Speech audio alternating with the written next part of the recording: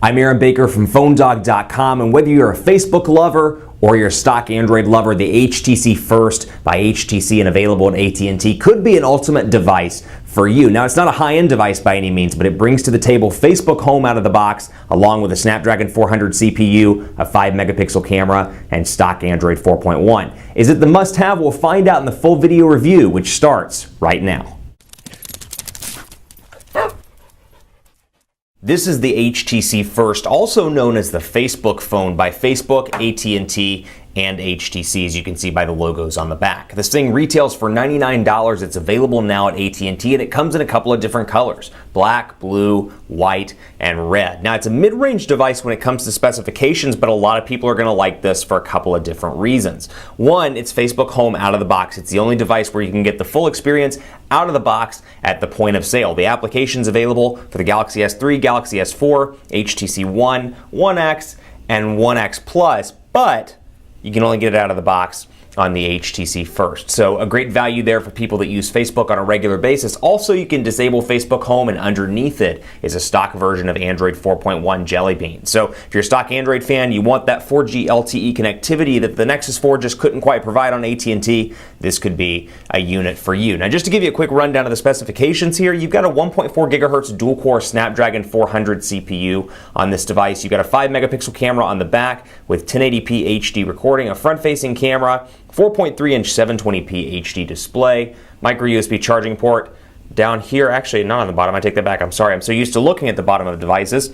It's not there. It's over on the right side with your micro SIM card slot, 3.5mm headphone jack, and power button up top, as you can see, and then volume rocker over here on the side. Before we get too far into it, special thanks to our partners at Best Buy Mobile for giving us devices like the HTC First for use in our One Paw Bandit giveaway game. When you go into Best Buy Mobile, they'll make sure everything's set up and ready to go. It's called walkout working at Best Buy Mobile, and when you get your First, you'll get Facebook set up and ready to go and all your settings, so when you walk out the door, you don't have to waste time getting everything set up. So what we're looking at right now, Facebook Home running atop Android 4.1.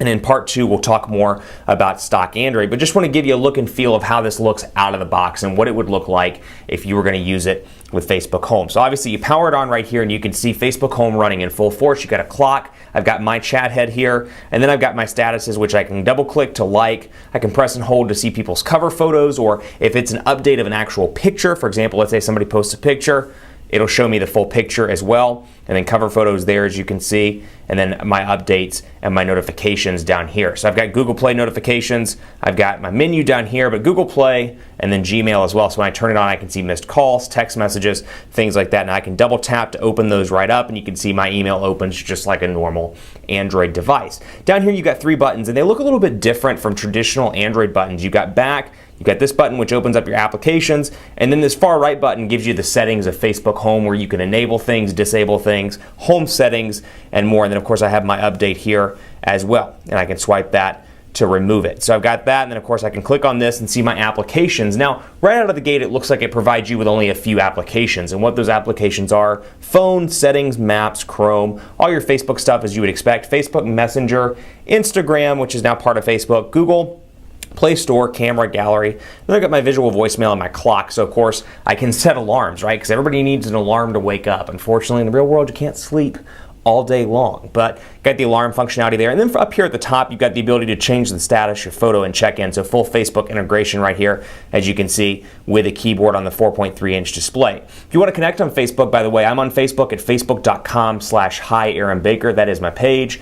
Check me out. I would love to have you as a fan. So you got the stuff here, and then of course I can scroll to the left as well and access my full menu area with calculator, calendar, all the stuff that you would expect from a typical Android device. And then when I'm back here, if I double tap up top or near the top, I can bring up my notifications bar. You can see AT&T Network ID and a stock Android looking notification bar with your settings right up here at the top and your time, and then of course AT&T running down here at the bottom. So again, running atop Android 4.1, and what's really nice about it, it's not running atop HTC Sense 5, or I should say Android 4.1 and HTC Sense 5. It's running a completely stock build of Android. So for example, we'll click here and you can see the shortcuts that my chat head can access: apps, Messenger, and then of course Gmail. And this one is a dynamic one that changes depending on what you accessed before.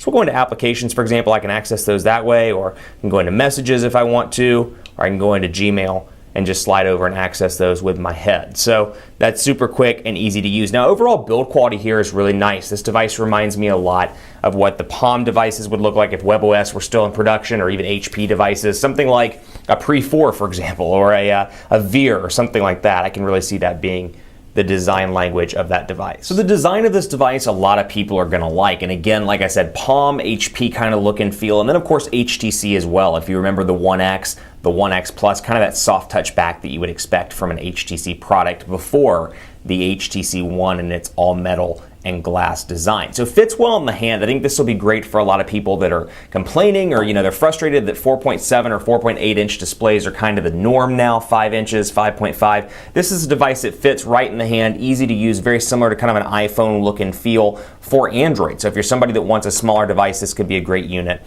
for you. Speaking of, let's take a look at the browser and a couple of different things on this device. And like I said, in part 2, we'll talk about stock Android 4.1. So phonedog.com loading up. This is a 4G LTE device. For whatever reason, my demo SIM card is not getting LTE, but you can see pinch to zoom, responsive all around, and granted, from a specification standpoint, this is kind of a mid-range device in a lot of ways. You got a dual-core Snapdragon 400 processor. It only has 1 gigabyte of RAM. The battery is only 2,000 milliamp hours, but size-wise, it could be great for a lot of people, and keeping in mind it's running stock Android, no manufacturer-installed overlays. It's pretty zippy all around. I've had no real speed problems with this, whereas the HTC One X, for example, which only has 1 gig of RAM but had Sense 4 Plus, I did have some issues with speed. But browser's easy to use here. This is the Chrome browser out of the box that you would expect with stock Android, and then stock Android keyboard as well, the Jelly Bean keyboard, which is pretty quick and easy to type on. Hey there, how are you?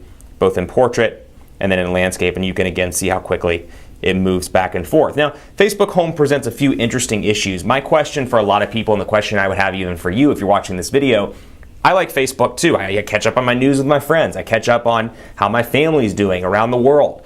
It's a great tool all around, but what my question is how often do you use it on a daily basis? Do you use it enough to justify a full application that takes over most of the functionalities of your device? If you do, Facebook Home is going to be a decent option for you. If you're somebody like me that checks it 5 minutes a day or uses it for social media stuff for work, it's a little bit of a different equation, because I don't want this running my phone. I don't want this to be powered on top of my Android experience, or maybe at some point on top of my iOS experience or my Windows Phone 8 experience. So the question is, how much do people actually use Facebook? And even for those people that use it on a regular basis, is Facebook Home really the best implementation for an Android device?